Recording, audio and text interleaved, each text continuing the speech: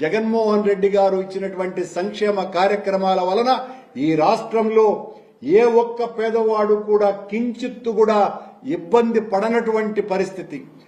నిజానికి జగన్మోహన్ రెడ్డి గారు ఒకవైపున సంక్షేమం, మరొక వైపున అభివృద్ధి, ఇవి రెండు కళ్ళుగా ఆయన పాలన సాగిస్తే మీ దుష్ప్రచారం వలన మిమ్మల్ని మోసేటువంటి బోయిలైనటువంటి ఆ ప్రసార మాధ్యమాలు, ప్రచార సాధనాల విష ప్రయోగం కారణంగా జగన్మోహన్ రెడ్డి గారి మీద గరళం చల్లి ఓట్లు దండుకొని అధికారంలోకి వచ్చిన తర్వాత ఇప్పటికి దాదాపు 5 లక్షల మంది పెన్షన్దారులకు పెన్షన్ను కట్ చేసి తూతూ మంత్రంగా 4,000 రూపాయల పెన్షన్ ఇస్తూ మళ్లీ సరైనటువంటి పెన్షన్దారులను మాత్రమే ఎంపిక చేస్తాం అని దానికి సర్వే కార్యక్రమాలు మొదలుపెట్టి ఇంకా లబ్ధిదారులను అందరినీ కూడా ఓచకోత చేసేటువంటి కార్యక్రమం చేస్తూ విద్యుత్ ఛార్జీలను పెంచను అని చెప్పి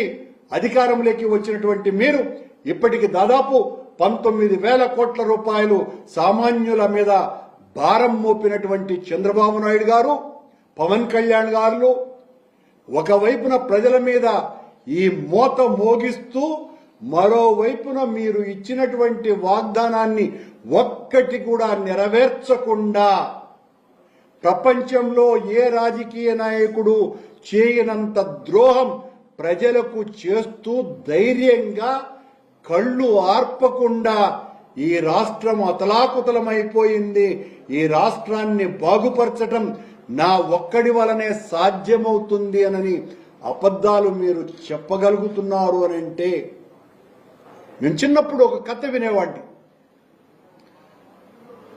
భూమి దగ్గర ఒక నక్క ₹1 అప్పు తీసుకునిందంట. ఆ అప్పు తీర్చమని భూమి అడుగుతూ ఉంటే ఈ నక్క పరిగెత్తుతూనే ఉంది.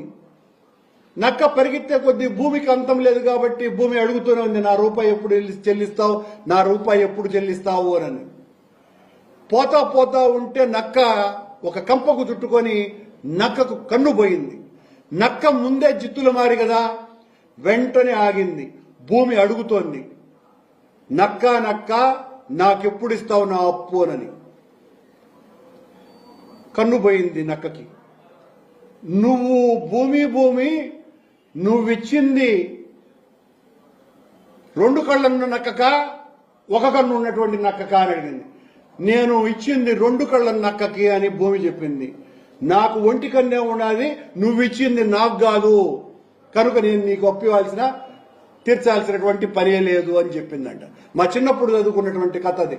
ఇప్పుడు జగన్మోహన్ రెడ్డి గారి పాలనలో అప్పంతా చేసినాడు. నేను వస్తే అప్పు తీర్చటమే కాదు, మొత్తం అన్ని కూడా ఈ పథకాలన్నీ కూడా నెరవేరుస్తాను, ఇవి నా మాట చంద్రబాబు చెప్పినాడంటే మాట మీద నిలబడేటువంటి వ్యక్తి అని చెప్పినటువంటి చంద్రబాబు నాయుడు గారు ఆ 1 కన్ను నక్కకు చెప్పినట్టే